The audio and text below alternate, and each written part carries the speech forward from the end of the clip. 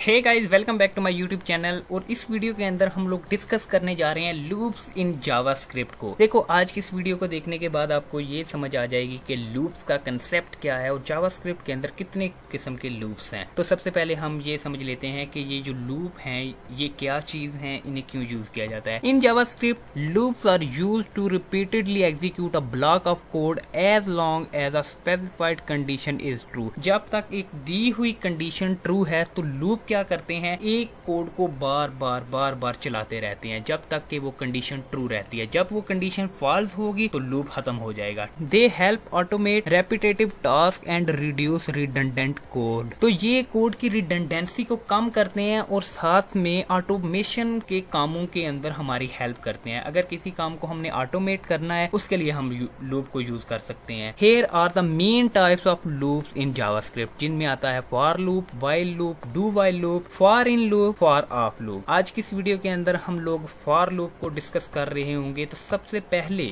यहाँ पर मैं आपको इसका सिंटैक्स बता देता हूँ। फॉर पहले लिखते हैं, फिर उसके बाद पैरेंथेसिस, और यहाँ पर हमने इनिशियलाइज करना है एक वेरिएबल को, एक ऐसा वेरिएबल जिस पर वो लूप डिपेंड करेगा। हम मैक्सिमम आई को यूज करते हैं, लेकिन आप कोई सा भी वेरिएबल जो आपकी मर्जी चाहे यूज कर सकते हैं। पहले मैंने यहाँ पर क्या लिखा, let i is equal to 1, और उसके बाद मैंने कंडीशन लिखनी है। कंडीशन वो वाली कंडीशन जिस पर ये लूप डिपेंड करेगा। जब तक वो कंडीशन ट्रू रहेगी ये लूप रन करता रहेगा। मैंने पहले इनिशियलाइज करवा लिया एक वेरिएबल, फिर उसके बाद सेमीकोलन लगाया, और उसके बाद मैं कंडीशन क्या लिखूंगा, I less than is equal to 10। मैंने ये कंडीशन लिख दी, फिर उसके बाद सेमीकोलन लगाया। अब यहाँ पर सेमीकोलन के बाद मैंने या तो इंक्रीमेंट करना है या मैंने डिक्रीमेंट करना है। ये लूप की नेचर पर डिपेंड करता है। अगर आपका लूप तभी रन करेगा जब आप वेरिएबल को इंक्रीमेंट करेंगे तो आप यहाँ पर इंक्रीमेंट करोगे। अगर आपका लूप तभी रन करे कि जब आपका वेरिएबल डिक्रीमेंट हो तो यहाँ पर आप डिक्रीमेंट करोगे। तो यहाँ पर मैंने आई प्लस प्लस कर दिया, यानी कि मैंने इंक्रीमेंट कर दिया। और यहाँ पर मैं कोड में क्या लिखूंगा, कंसोल डॉट लॉग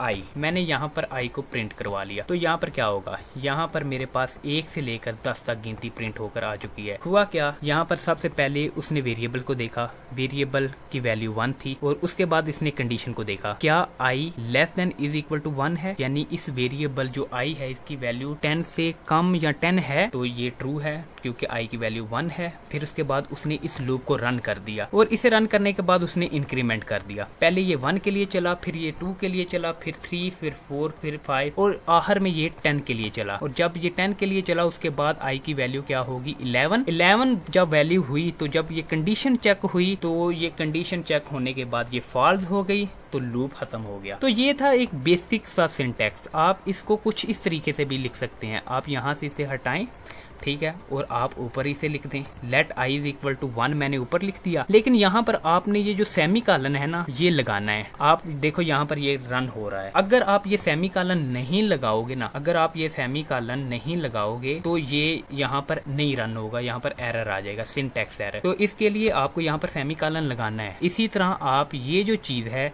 इसे यहाँ से कट करके आप नीचे भी लिख सकते हैं। आप इंक्रीमेंट या डिक्रीमेंट नीचे भी कर सकते हैं। तो आप देखो ये अभी भी रन हो रहा है। उम्मीद करता हूँ कि आपको फॉर लूप की समझ आ चुकी है। वीडियो अच्छी लगी तो वीडियो को लाइक और चैनल को सब्सक्राइब लाजमी करना।